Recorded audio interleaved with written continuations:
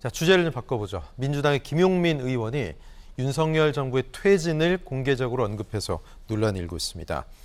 자, 김용민 의원은 자격이 없던 사람 대통령을 하니까 나라꼴이 엉망이다. 윤석열 정부 5년 못 채우게 빨리 퇴진시켜야 한다. 지난 8일에 한 얘기인데요. 어제 또 우리 헌정질서 대통령답지 못한 사람 국민이 바꿀 수 있게 열어둬 이런 얘기를 했습니다. 과거에도 이런 유사한 발언이 있었지만 촛불 집회에 김용민 의원이 나갔습니다. 여기서 한 발언이 더 논란이 확산이 되고 있는데요. 현직 의원이 또 윤 대통령 퇴진 촛불 집회 처음으로 참석했다. 그래서 이런 발언을 했다. 글쎄요. 어느 정도 파급 효과가 있을까요? 이종호 평론가 어떻게 보십니까? 일단 촛불 집회를 그러면 이제 이분이 이런 말씀을 하셔서 촛불 집회가 더 활활 더 타오를 것인가? 네. 그럴 가능성은 별로 높지 않다. 예. 이렇게 생각을 합니다.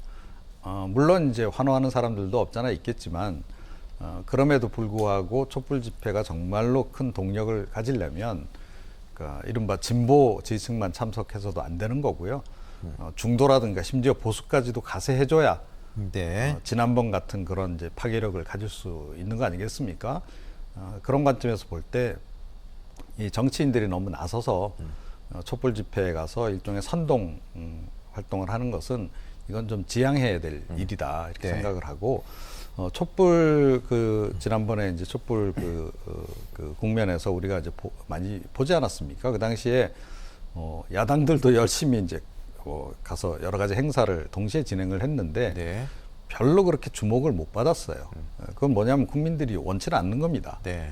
너무 이렇게 정치적으로 이게 개입되는 문제. 정치인들이 나타나는 순간 뭔가 색깔이 흐려질 수 있다 보는 그렇죠. 거죠. 네. 그리고 이제 우리는 순수하게 그 당시에 이제 어찌 됐건 대통령의 탄핵을 이제 원했던 것이고 네.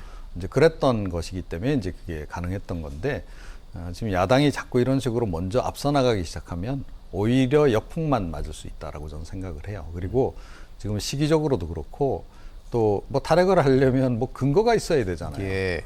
근데 아직까지 이 근거가 될 만한 이런저런 여러 가지 이제 오류라든가 잘못이 네. 없지는 않았으나 지난 몇 개월 동안에 누적된 그런 잘못이 과연 탄핵을 할 정도인가? 예. 그거는 아니라고 생각하는 국민들이 훨씬 많다라는 거. 그것도 좀 참고를 해주시는 게 좋을 것 같습니다. 네. 민주당의 일부 의원들 사이에서 탄핵 관련된 이 단어가 등장하기 지난 7월부터였습니다. 이렇게 되면 민주당에서는 계속해서 압박을 하면서 탄핵 가능성을 언급하고 있을 가능성이 높은데 최 교수님, 네. 탄핵 가능성 언급하는 게 민주당한테 도움이 될까요? 지금 현재 상황에서 크게 도움이 될 거라고 보지 않아요. 네. 저는 그리고 일단 김용민 의원이 개인적으로 갖고 있는 생각이야. 저는 네. 자유니까 그걸 뭐라고 할 수는 없다고 생각해요. 본인이 생각하실 때 그런 생각과 마음을 표현하는 것. 또 이제 예. 집회 장소라고 하는 것이 갖고 있는 그 특수성이 있거든요. 집회에 가서 거기 모인 분들이 다 퇴진하라 이거 들고 계세요. 네. 그러다 보니까 이제 그 앞에서 얘기하는 좀 지나치게 얘기를 한 걸로 저는 개인적으로 생각을 하고 그냥 다만 중요한 건 뭐냐면 일반인들은 그럴 수 있어요. 충분히. 저는 시민사회 운동하고 이런 분들이야 저는 충분히 얘기할 수 있다고 봅니다. 네. 집회에 가서. 그러나 이제 국회의원이시잖아요.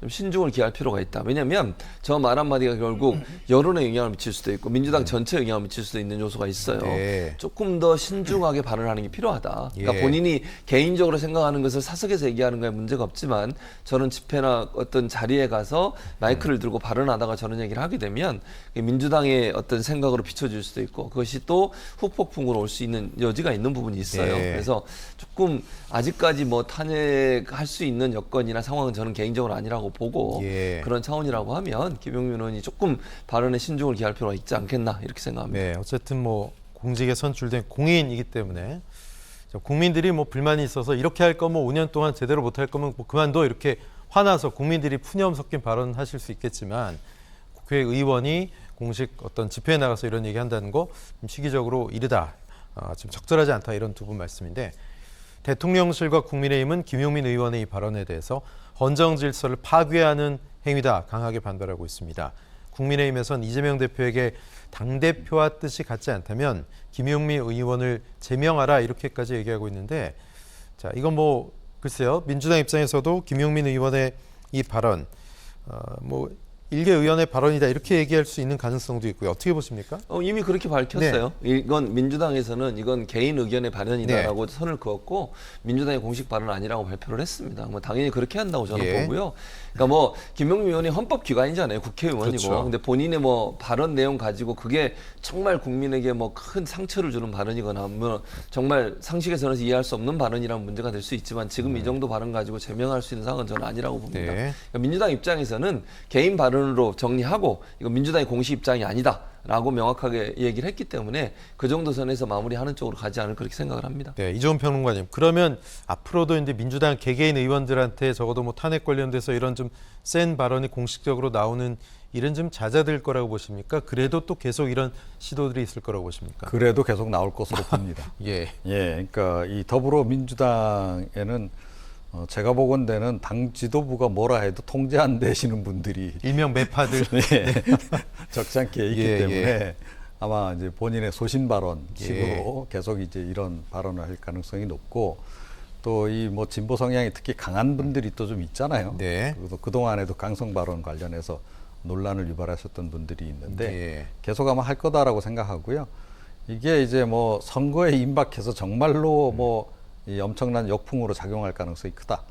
하면 이제 뭐 윤리심판원 같은 거 네. 가동해서 뭔가 제재를 이제 가하려할 텐데 지금은 그런 상황은 아니기 때문에 그냥 일개 의원의 발언 정도로 그냥 그렇게 이렇게 선을 긋고 넘어가는 정도 네. 그런 정도의 대응을 당분간은 할 것으로 그렇게 보입니다. 예. 그런데 이 일개 의원뿐만 아니라 또 공교롭게도 윤석열 대통령의 모교인 서울대학교에 지난 10일 2개의 대자보가 붙었는데요. 헌법을 유린하는 윤석열 대통령을 탄핵하라. 윤석열 정부는 표현의 자유를 억압하지 말라. 지난 10일 이런 내용이 대자보가 붙었습니다. 뭐 대학에서 대통령 그리고 정부를 비판하는 대자보가 붙는 것은 뭐 굉장히 특별한 일은 아닙니다만 흔한 일입니다만 뭐 윤 대통령에 대한 비판, 퇴진 대자보 붙을 수 있습니다. 그런데 서울대에 처음으로 탄핵 요구까지 담긴 내용이 붙어 있는 것 어떤 의미일까 싶습니다. 이종훈 평론가 어떻게 보십니까?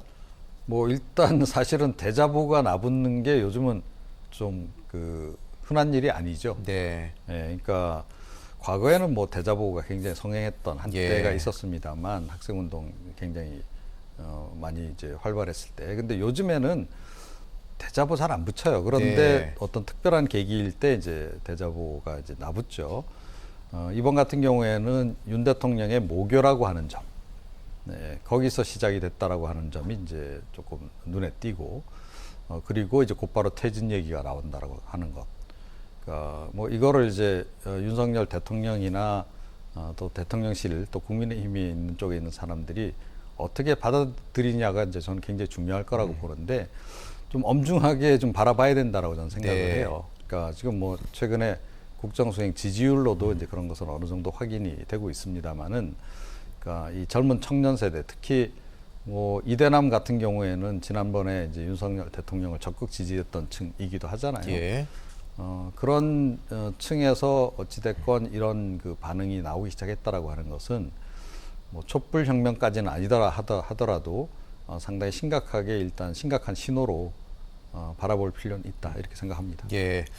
최 교수님 어떻게 보십니까? 서울대 윤석열 대통령 퇴진 대자보 좀 대통령실이나 여당에서 긴장할 거라고 보십니까? 긴장을 해야 된다고 봐요. 할지 안 할지는 저도 잘 모르겠는데 예. 긴장 안 하면 그게 더 큰 문제라고 저는 생각합니다. 물론 한 명의 대학생의 어떤 행동이다 이렇게 넘어가는 순간 저는 더 안이해질 거라고 생각해요. 예. 그리고 이게 서울대에 출발을 했지만 전국의 대학으로 확산될 가능성도 저는 있다고 봐요. 아, 예. 그리고 요즘 대학생들 아까 뭐 이종훈 평론가 말씀하셨지만 이런 정치적 대자보 거의 안 붙입니다. 그러니까 요즘은 옛날에는 그게 많았는데 요즘은 그런 게 별로 없어요. 그런데 이게 이례적으로 붙었다고 하는 것은 얼마나 이게 심각하게 대학생들이 보고 있느냐를 인식하셔야 돼요. 특히 지난번에 표현의 자유 문제 이런 문제 가지고는요. 대학생들 입장에서도 도저히 이해 안 되는 행동이다. 쌓이고 쌓여서 결국 대학생들도 이제는 행동에 나서는 상황이 됐다라고 하는 것을 인식하셔야 돼요. 이게 물론 대학생이 모든 국민의 바로미터라고 볼 수는 없지만 하나의 기준점은 될 수 있다고 저는 봅니다. 특히 청년 세대. 청년 세대들 요즘은요. 정치보다는 본인의 개인적인 어떤 취업, 진로 이런 데 관심 많거든요. 그럼에도 불구하고 이렇게 문제의식을 가지고 대자보를 붙였다고 하면 이게 국민들도 그만큼 상당히 크게 실망하고 있다는 점에 하나의 분기점이 돼야 된다. 대통령실 이 부분을 정말 아무것도 아닌 것으로 치부하고 넘어가는 순간 예. 더 큰 문제에 봉착하게 될 거다. 저는 각성하고 바로잡으려는 노력을 반드시 한다고 생각합니다. 네, 윤 대통령 입장에서는 어쨌든 뭐 탄핵, 중도 퇴진 이런 발언들을 무마시키고 불식시키기 위해서는 지지율을 끌어올리는 게 상당히 중요하겠죠. 20-30%대에 머물고 있는 국정 지지율. 자, 오늘 나온 여론조사 결과는 어땠을까요? 긍정이 31.9, 부정이 67.2입니다. 스트레이트 뉴스 조사 1회로 조원 CNI에서 했고요. 10월 8일부터 10일까지 사흘 동안 한 결과입니다. 1,006명을 대상으로 했고요. 어쨌든 긍정평가가 31.9, 부정평가가 지난주보다는 좀 4.1%포인트 정도 내렸고 긍정평가는 4.2% 정도 오른 그런 지지율입니다. 글쎄요, 뭐 30% 다시 턱걸이다 이렇게 볼 수도 있겠고 아직도 30% 초반이다 이렇게 볼 수도 있는데 이 20-30% 박스권이 길어진다면 그야말로 총선 전국까지 길어진다면 참 위험하다 이런 이야기도 나오고 있는데요. 최 교수님 어떻게 보십니까? 위험하죠. 만약에 20-30%에서 계속 머무르는 지지율이 총선까지 간다? 정계 개편 반드시 일어날 거라고 저는 봅니다. 네. 국민의힘 의원들이 가만히 있지 않을 거라고 저는 봐요. 지금이야. 아직은 초기고 아직 시간이 좀 있잖아요. 예. 그 사이에 반등할 수 있는 기회가 있을 거라는 기대감을 가지고 기다리고 있지만요. 만약에 총선이 거의 앞에까지 왔는데도 20에서 30% 정도 있다. 네. 그러면 과연 대통령 마케팅 하겠습니까? 보통은요. 대통령이 당선되고 첫 번째 총선에서는 대통령 마케팅을 엄청나게 합니다. 국회의원들이 당선되기 위해서. 그런데 당선 가능성이 낮다고 판단이 되면 그때부터는 대통령과 거리두기 시작하는 거예요. 네. 그리고 정계 개편도 일어날 가능성은 충분히 있고요. 비윤과 친윤 간의 갈등에 동화선이 될 거라고 저는 생각해요. 그러니까 총선 때까지도 만약 이 지지율로 계속 간다, 국민의힘에 큰 혼란이 올 것이고 정계 개편을 통해서 당이 여러 가지 모습으로 바뀔 가능성이 있다고 저는 생각을 하고 네. 비윤 진영이 상당히 큰 지지를 얻으면서 새로운 세력화를 할 가능성도 있지 않을까 그렇게 예상합니다. 네, 이종훈 평론가는 지지율 어떻게 보십니까? 네, 굉장히 뭐 여전히 위험한 수치죠. 네. 예, 그래서 조금 전에 말씀 이제 드렸듯이 그래서 이제 35% 정치에 이제 올인하고 있는 그런 그 상황인데 그게 결과적으로 지금 핵심 지지층 35%도 다 지금 끌어오지 못하는 네. 그런 전략이에요. 제가 보건대 이 전략 빨리 수정하지 않으면 안 된다라고 저는 생각합니다. 그래서 뭐 민주당은 어떻게 하든 간에 지금 윤석열 대통령하고 국민의힘 같은 경우에는 중도층을 겨냥해서 계속 외연 확대를 지속적으로 좀 더 추구를 해야 된다. 예. 너무 핵심 지지층만 바라보는 정치를 해서는 좀 곤란하다 이렇게 좀 생각을 하고요. 그리고 저는 이제 뭐 최 교수님 말씀에 한 가지 더 보탠다면 이게 다음 총선 임박할 때까지도 안 갈 수도 있다. 그러니까 당장 이제 이번에 국민의힘이 이제 전당대회 내년 초에 아마 진행이 될 것 같은데 네. 그때도 영향을 미칠 가능성이 점점 높아지고 있다. 지지율이 이 상태라면요. 예, 네. 이 상태로 계속 이제 가거나 아니면 뭐 또 추가 하락하는 그런 상황이 온다라고 전제했을 때, 그러니까 뭔가 이렇게 다시 상승할 거다라고 하는 기대감이 있어야 이게 이제 그나마 국회의원들도 동요를 안 하는데. 그야말로 일찍 손절이네요. 예, 그렇죠. 이거 예. 도저히 뭐 이런 식으로 해서는 뭐 이 다음 총선 때도 뭔가 긍정적인 결과를 기대하기 어렵다라고 생각하면 네. 미리 움직일 가능성도 굉장히 있다라는 거예요. 그래서 네. 이번 전당대회에서 계속 지금 현재와 같은 그런 국정수행 지지율이라고 한다면 의외의 그 급변동 상황, 그래서 비윤계 쪽으로 새가 확 붙어갈 가능성도 없잖아 있다 이렇게 생각을 합니다. 알겠습니다. 두 분간의 말씀 여기까지 나누겠습니다. 이종훈 평론가, 최진봉 교수님 고맙습니다.